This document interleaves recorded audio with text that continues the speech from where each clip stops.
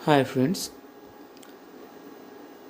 कल का जो लेक्चर था उस लेक्चर में हम हेनरी फ्यूल्स की जो मैनेजमेंट की प्रिंसिपल्स हैं 14 प्रिंसिपल्स, उन 14 प्रिंसिपल्स को स्टडी कर रहे थे। लास्ट लेक्चर में हमने 4 प्रिंसिपल जो है उसको समझ लिया था और आज के जो लेक्चर में हम नेक्स्ट जो प्रिंसिपल्स है उसको समझ लेंगे। थोड़ा सा टेक्निकल प्रॉब्लम होता है, इसलिए हम लेक्चर जो है छोटे छोटे पार्ट्स में बना रहे हैं। ये जो प्रिंसिपल्स है 14 प्रिंसिपल्स, इसको हम मैंने 3 लेक्चर्स में डिवाइड किया है। कल का जो एक था, आज का और नेक्स्ट और एक लेक्चर, इन 3 लेक्चर में हम जो प्रिंसिपल्स हैं हेनरी फ्यूल्स के 14 प्रिंसिपल्स, उसको धीरे धीरे सारे जो प्रिंसिपल्स है उसको समझ लेंगे। बिकॉज कुछ टेक्निकल प्रॉब्लम आता है, इसलिए मैं जो वीडियोस हूँ वो वीडियो जो है छोटा करने का प्रयास कर रहा हूँ, क्योंकि अपलोड करने में काफ़ी दिक्कत आती है, नेटवर्क प्रॉब्लम एंड साइज़ जो होता है वीडियोस का काफ़ी बढ़ जाता है।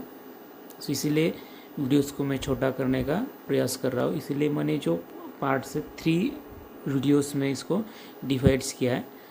आज नेक्स्ट पार्ट हम इसका स्टडी करेंगे। नेक्स्ट प्रिंसिपल जो हेनरी फ्यूल्स के, उसको हम स्टडी करने वाले। जो 4 नंबर का जो प्रिंसिपल्स था कल हम स्टडी कर रहे थे, उसको फिर मैं आज रिपीट करूँगा और उसके बाद जो नेक्स्ट प्रिंसिपल्स है उसको हम अच्छी तरह से फिर एक्सप्लेन कर लेंगे। Number 4, principle of unity of command. Each members of organization should receive order from only one superior. This principle helps in managing conflict and solving a dispute among people in organization. It also helps in avoiding confusion. If an employee receives command from more than one authority, he will get confused and will not be able to take decision about whose order should be followed. This is a wrong approach, for this organizational hierarchy should be well defined. Each employee should know his immediate superior and should receive order from him only. So friends, Henry fuels ने जो principal दिया है या ये जो principles propose किया, इस principles के मुताबिक हेनरी फ्यूल्स का ये मानना है कि ऑर्गेनाइजेशन में जितने सारे मेंबर्स हैं उन सभी मेंबर्स को जो कमांड है वो कमांड किसी एक सुपीरियर से मिलना चाहिए, या फिर उस ऑर्गेनाइजेशन में एक सुपीरियर होना चाहिए, उसने ही जो मेंबर्स है उसको कमांड देना ज़रूरी है। अब ये जो प्रिंसिपल्स है, ये प्रिंसिपल्स जो कॉन्फ्लिक्ट होती है एम्प्लॉयज़ के बीच, उसको सॉल्व करने में हेल्प करता है। अब अलग अलग सुपीरियर जब एम्प्लॉयज़ को कमांड देते हैं तो एम्प्लॉयज़ जो होते हैं वो कंफ्यूज हो जाते हैं, किस सुपीरियर का हमें क्या करना है, ऑर्डर फॉलो करना है। ये जो अप्रोच है ऑर्गेनाइजेशन में कि अलग अलग सुपीरियर्स होना और उनके द्वारा एम्प्लॉयज़ को ऑर्डर मिलना, कमांड मिलना, ये गलत है। फॉर एग्ज़ाम्पल, एक ऑर्गेनाइजेशन है, उस ऑर्गेनाइजेशन में कुछ एम्प्लॉयज़ वर्क कर रहे हैं और उस ऑर्गेनाइजेशन में 2 या 3 सुपीरियर्स है। अब पहला जो सुपीरियर है ये अथॉरिटीज़ है, वहाँ से एम्प्लॉयज़ को कमांड मिल रहा है कि आपको क्या करना है, कल सुबह 10 बजे काम पे आना है। अब दूसरा जो सुपीरियर है उसके द्वारा इनको कमांड मिलती है, ऑर्डर मिलता है कि आपको क्या करना है, कल से 9 बजे काम पे आना है। और तीसरा जो सुपीरियर्स है या अथॉरिटीज़ जो है वहाँ से कमांड आती है कि आपको क्या करना है, कल से 11 बजे ऑफिस में आना है। अब इस तरह की जब सिचुएशन होगी तो एम्प्लॉयज़ जो होंगे कंफ्यूज होंगे कि सही में कितने बजे हमें क्या करना है, ऑफिस आना है या ऑर्गेनाइजेशन में हमें आना है। सो ये जो अप्रोच है ऑर्गेनाइजेशन में, ये गलत अप्रोच है। सो ये अप्रोच जो है कि जो कन्फ्यूजन बढ़ा देती है एम्प्लॉयज़ में और उनकी जो एफिशिएंसी वो कम करती है। सो एक ऐसा प्रिंसिपल्स दिया है हेनरी फ्योल्ड्स ने कि ऑर्गेनाइजेशन में सिर्फ एक ही सुपीरियर होना चाहिए और उसी सुपीरियर ने या एक ही अथॉरिटी होनी चाहिए।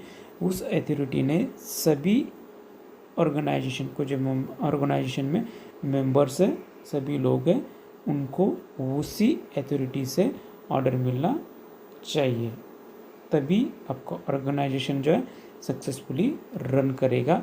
आपकी जो डिसिप्लिन, हमने इसके पहले जो प्रिंसिपल स्टडी किया है, डिसिप्लिन तभी आएगा जब ओनली वन सुपीरियर्स आपके ऑर्गेनाइजेशन में होगा। Number 5, principle of unity of direction. This principle states that there should be one head and one plan in every organization. Each group in the organization should have the same objective and the group should be directed one manager using single plan. So student, 5 number का जो principles है, principle of unity of direction, जो निर्देशन होना चाहिए, निर्देश मिलना चाहिए, और निर्देश किसी एक ही हेड से होना चाहिए, यानी कि वन हेड वन प्लान, एक ही प्लान के लिए एक ही मैनेजर से यहाँ पे निर्देश मिलना चाहिए। और ऑर्गेनाइजेशन का जो प्लान है वो एक ही होना चाहिए, और जितने भी ग्रुप ऑर्गेनाइजेशन में, उन सारे लोग, जितने भी लोग हैं, उन्होंने सिर्फ उसी प्लान को पूरा करने के लिए वर्क करना चाहिए। यानी अब अलग अलग, एक ऑर्गेनाइजेशन एक है, डायरेक्शन देने वाले हेड अलग अलग है, और अलग अलग हेड का अलग अलग प्लान है, तो आपका जो ऑर्गेनाइजेशन है कभी सक्सेस नहीं होगा। तो ऑर्गेनाइजेशन तभी सक्सेस हो पाएगा कि उस ऑर्गेनाइजेशन में सिर्फ एक हेड होगा और वही पूरी तरीके से क्या करेगा, प्लान बनाएगा, और पूरे ऑर्गेनाइजेशन के लिए उसका एक ही प्लान होगा, और सभी लोग जो है उसी प्लान के लिए क्या करेंगे, वर्क करेंगे, उसी ऑब्जेक्टिव को पूरा करने के लिए प्रयास करेंगे, और उसी ऑब्जेक्टिव को पूरा करने के लिए वो जो हेड्स हैं, वो हेड इनको क्या करेगा, निर्देश करेगा, तभी ऑर्गेनाइजेशन आपका सक्सेस हो सकता है। सो ये भी एक काफ़ी इम्पोर्टेंट प्रिंसिपल्स है मैनेजमेंट का। Number 6, principle of subordination of individual interest to organisational interest. According to this principle, the interest of an individual must be given less importance than the interest of the organization. While taking decision in the organization, the manager should always consider the interest of the whole groups rather than the interest of single employees. Similarly, the employees should protect the interests of the organization first, and this personal interest should be subordinate. So, ये जो principal है, इस principles के according जो है organisation में जितने भी मेंबर्स हैं, उन सभी मेंबर्स को आपके खुद के बारे में कम और ऑर्गेनाइजेशन के बारे में ज़्यादा सोचना चाहिए। ऑर्गेनाइजेशन के हित के लिए उनको हमेशा ही वर्क करना चाहिए। उसी तरह से जो मैनेजर्स है, जो डिसीज़न लेता है, जब ऑर्गेनाइजेशन में मैनेजर डिसीज़न लेता है तो उसको ऑर्गेनाइजेशन में पूरे ग्रुप के बारे में सोचना चाहिए, ना कि सिंगल किसी एम्प्लॉयज़ के बारे में। तभी आपका ऑर्गेनाइजेशन हो क्या हो सकता है, सक्सेसफुली रन कर सकता है। अब फॉर एग्जांपल, किसी भी गेम में जो टीम में जो प्लेयर्स है, उस टीम के प्लेयर्स को सबसे पहले क्या करना है, हमें इस मैच को जीतना है, विन करना है, इसके बारे में सोचना है, और उसके बाद इंडिविजुअल रिकॉर्ड बनाने के बारे में सोचना चाहिए। जब सभी प्लेयर में यूनिटी रहेगी और सभी प्लेयर्स हमें इस मैच को जीतना ही है, इस के बारे में सोच के जब उस गेम में वो अपना खेल दिखाएंगे, उस गेम को प्ले करेंगे, तभी उस गेम को क्या कर सकते हो, जीत सकते हैं। यदि उन्होंने ये सोचा है कि मुझे क्या करना है, इस गेम में रिकॉर्ड बनाना है, तब आप उस गेम को कभी वो जीत नहीं पाएंगे। Number 7, principle of centralization. Now we have first understand what is centralization. Centralization refers to the concentration of powers and authorities. Centralisation का मतलब होता है कि जो पावर्स है, अथॉरिटीज़ है, उसको क्या करना, एकत्रित करना, या किसी एक पर्सन के पास वो सारे पावर्स और वो जो सारी अथॉरिटीज़ है वो सीमित होना, या एक सिंगल पर्सन के पास या ग्रुप के पास वो सारा जो पावर है वो सीमित होना, एकत्रित होना, इसको कहा जाता है सेंट्रलाइजेशन।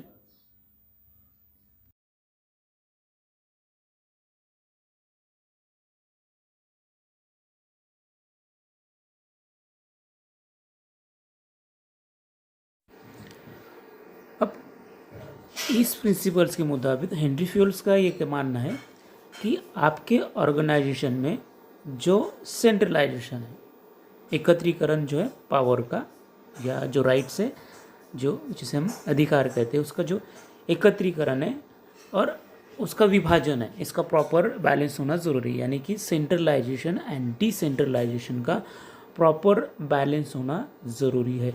अब ये बैलेंस जो है डिपेंड करता है आपकी ऑर्गेनाइजेशन की साइज़ क्या है, आपका ऑर्गेनाइजेशन का नेचर क्या है। अब यदि आपके ऑर्गेनाइजेशन की साइज़ छोटी होती है तो वहाँ पे आप सेंट्रलाइजेशन प्रॉपर होता है, या सेंट्रलाइजेशन आप कर सकते हो। लेकिन आपका जो ऑर्गेनाइजेशन है वहाँ पे साइज़ बड़ी है, तो वहाँ पे आपको क्या करना होगा, जो पावर्स है, अथॉरिटीज़ है, उसको आप डिसेंट्रलाइजेशन करना होगा, और उस हिसाब से आपको वो जो ऑर्गेनाइजेशन है वहाँ पे रन करना होगा। तो it is a depend on size and nature of organisation how to use this principle of your organisation. Okay, next number 8, principle of remuneration. Appropriate remuneration to staff or employees is the principle to keep them satisfied financially, as well as retain them for long span of time within the organization. The fair remuneration affect on the productivity and efficiency level in total. The remuneration should be fixed by taking into consideration the skill, expertise, knowledge, tenures, cost of living, market trend, profitability of organization, etc. सो इस principles के मुताबिक Henry fuels का ये मानना है कि आपके organisation में जो भी एम्प्लॉयज़ है, स्टाफ है, उनको जो सैलरी, वेजेस जो भी आप कुछ दे रहे हो वो एक सही तरीके से होना चाहिए, जिससे कि आपके ऑर्गेनाइजेशन में वर्क करने वाले जो एम्प्लॉयज़ है, जो स्टाफ है, वो फाइनेंशियली सेटिस्फाइड होना चाहिए। अब जब वर्कर आपके ऑर्गेनाइजेशन में सेटिस्फाइड होंगे, स्टाफ सेटिस्फाइड होगा, तो वो long time within your organisation, वो जो ज़्यादा समय तक आपके ऑर्गेनाइजेशन के साथ जुड़ा रहता है, और ये काफ़ी बड़ी बात है। उसके बाद अब जो फिर रेमुनरेशन आप यदि आपके वर्कर्स को, आपके स्टाफ को नहीं देते हो, सही सैलरी नहीं देते हो, सही वेजेस उनको नहीं मिल रहा होता है, तो उसका जो इम्पैक्ट होता है वो आपके ऑर्गेनाइजेशन की जो प्रोडक्टिविटी है और उनकी जो कैपेसिटी है, इफ़िशिएंसी है, उस पर होता है, और इसका जो खामियाजा है वो ऑर्गेनाइजेशन को भुगतना पड़ता है। अब यहाँ पे रेमुनरेशन किस पे डिपेंड होना चाहिए, रेमुनेशन तय करते समय, यानी सैलरी, वेजेस आप जब आपके ऑर्गेनाइजेशन में तय कर रहे हैं, उनको दे रहे थे, इसमें आपको क्या क्या कंसिड्रेशन करना है, किस हिसाब से उन लोगों की सैलरी होनी ज़रूरी है। अब उस एम्प्लॉयज़ के पास स्किल क्या है, उसका एक्सपीरियंस कितना है, उसके पास नॉलेज कितना है, उन्होंने किस तरह की ट्रेनिंग ली है, उसका लिविंग ऑफ स्टैंडर्ड किस तरह से है, उसके बाद मार्केट में ट्रेंड अब किस तरह से चल रहा है, प्रॉफिटेबिलिटी ऑफ ऑर्गेनाइजेशन की क्या है, इन सारी चीज़ों को आपको क्या करना है, कंसिडर करना है। और उसके बाद उनको जो सैलरी और वेजेस आप पे कर रहे हैं उसको आपको क्या करना है, फिक्स करना है। ये काफ़ी इम्पोर्टेंट प्रिंसिपल्स है मैनेजमेंट का, क्योंकि रिलेटेड है एम्प्लॉयज़ और स्टाफ के साथ। बिकॉज आपको जो ऑर्गेनाइजेशन का जो गोल्स है, ऑब्जेक्टिव, उसको यदि आपको अचीव करना है तो उसके लिए आपको जो टीम वर्क करना ज़रूरी होता है। इन सभी के साथ मिलकर ही मैनेजर क्या कर सकता है, जो ऑर्गेनाइजेशन का ऑब्जेक्टिव है, गोल से, उसको अचीव कर सकता है। तो इसीलिए ये जो वर्कर्स है, स्टाफ है, ये सभी सेटिस्फाइड होना फाइनेंशियली ज़रूरी होता है। तो सही तरीके से रेम्युनरेशन एक मिलना यहाँ पे ज़रूरी होता है स्टाफ और पूरे एम्प्लॉयज़ को। जो रिमेनिंग प्रिंसिपल्स है उनको हम कल के लेक्चर में स्टडी करेंगे। सो आपके कुछ प्रॉब्लम्स है या फिर डाउट्स है तो आप यहाँ पे जो है मेरा जो पर्सनल व्हाट्सअप नंबर है उस पर भी आप पूछ सकते हो, कॉल कर सकते हो, या फिर यूट्यूब पे आप वीडियो देख रहे हो तो वहाँ पे भी आप कमेंट कर सकते हो। आपकी जो डाउट्स है, जो कुछ बातें जो आपको समझ में नहीं आ रही है उसको आप वहाँ पे पूछ सकते हो। सो कल हम जो नेक्स्ट प्रिंसिपल्स है उसको स्टडी करेंगे। तब तक के लिए थैंक यू।